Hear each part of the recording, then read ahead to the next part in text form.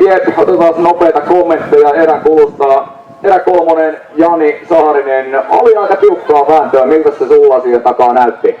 No se näytti just siltä, että ei näyttänyt miltään. Eli tosissaan ekassa mutkassa niin jäi heittarin kahva käteen ja sit niitä ei sen enempää revittykään. Eli ei auttanut mennä kuin sokkona. Mutta yllättävän hyvin vanha mies menee kepin kanssa tuolla, että pitää olla tyytyväinen. Niin, eli sä varmaan sitten vaan siinä vaan peesaatit Ollia ja koitit katsella, kun se 92 menee siinä edessä, niin menee peräs vai? Just näin, eli se ei voi olla huono linja, jos sitä Ollia ajaa niin kuin perään. Oliko missään vaiheessa semmoista fiilistä, että vaikka olet vähän sokkona, niin olisi päässyt koittaa vielä kakkoseksi?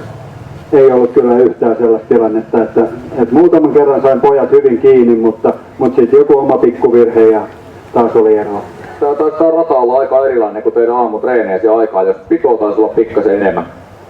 No oli joo. Se niin kuin aamulla meinasinkin, että muuttuu koko ajan parempaan suuntaan. Nyt se oli tosi hyvä. Oli mahtavaa ajaa. Tää on nyt tietysti ohi on vaikea päästä, mutta se on kaikille sama. Hyvä rata. Okei. Erän voittaja Lauri Ellonpää. Ehdikö laskea, kuinka monta kertaa siinä kävi Olli vierellä silleen, että oli niinku etuakselle linjat ihan tasa? Liian monta.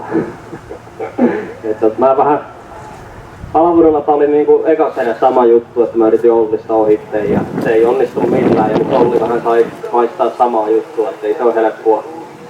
Pitää olla tosi paljon nopeampi, että pääsee ohitteen.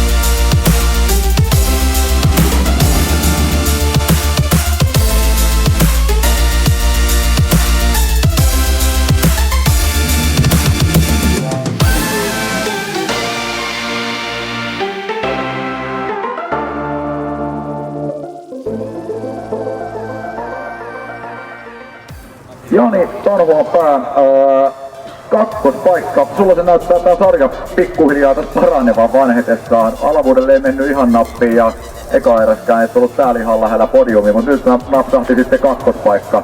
Mitäs tässä on parantunut matkan varrella, sijoitukset paranee koko ajan? Kai se on sitä kokemusta ja jokainen saisi on mennyt hiukan paremmin, että alavuudella oli teknisiä ongelmia ja täällä ensimmäinen saidettiin epäonnistuu, mutta ajo oli aivan ok. Erävoittaja Olli Koskela, nyt se erävoitto sitten taas tuli ja repäsit vähän edes eroa tuosta SM-sarjan kärjessä. Millä fiiliksillä tästä eteenpäin? No, ihan hyvillä fiiliksillä, että nyt vain piikkipaikan startista ja ajo oli semmoista hyvää ajoa, että ei tarvinnut mitään välittömyyksiä tehdä ja se oli ihan hyvä, että ei tullut mitään virheitäkään. Tosi hyvää ajoa ja sitten Jani, niin se oli toinen, niin se oli tosi hyvä juttu, että se auttoi mua tässä sarjassa jonkin verran ja sitten se on niin mukava nähdä, että vauhtia on tullut Janilta.